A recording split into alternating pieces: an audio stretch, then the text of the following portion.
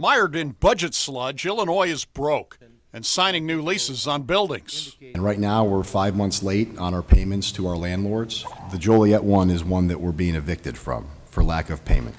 We're being evicted in a number of different areas. We have landlords who are unable to pay their utility bills. The state is a deadbeat tenant, and the state is so broke that it admits it's a bad owner. It can't afford the maintenance to maintain its buildings. And frankly, we are not good owners of buildings. A bad owner, but now the state admits it will be exercising an option to purchase a building in July. And it will be a state-owned building as of July 1st. That's a wrinkle.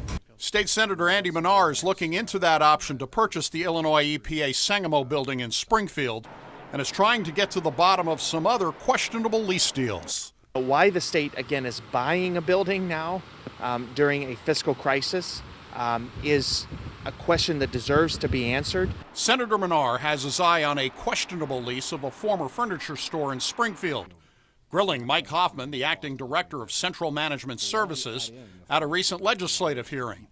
The state was storing records for the Department of Human Services at the old Dwight Correctional Center, which is in disrepair. Rodent droppings. There was birds flying around. There was leaks. There was mildew. There was mold. Instead of moving thousands of records from the prison to another state building where they could be stored for free, the state entered into a 5-year lease with a politically connected company, which bought the furniture store in 2016. In a building that could have been purchased for $750,000, but we're now leasing for $2.4 million. Senator Manar wants to know if similar leases are out there.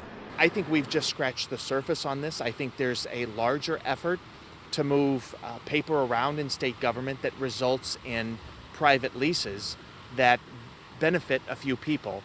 Who it doesn't benefit is the taxpayers. Checked into it and all the rules were followed, and I believe the team did what they could in the circumstances to protect taxpayers and protect the records.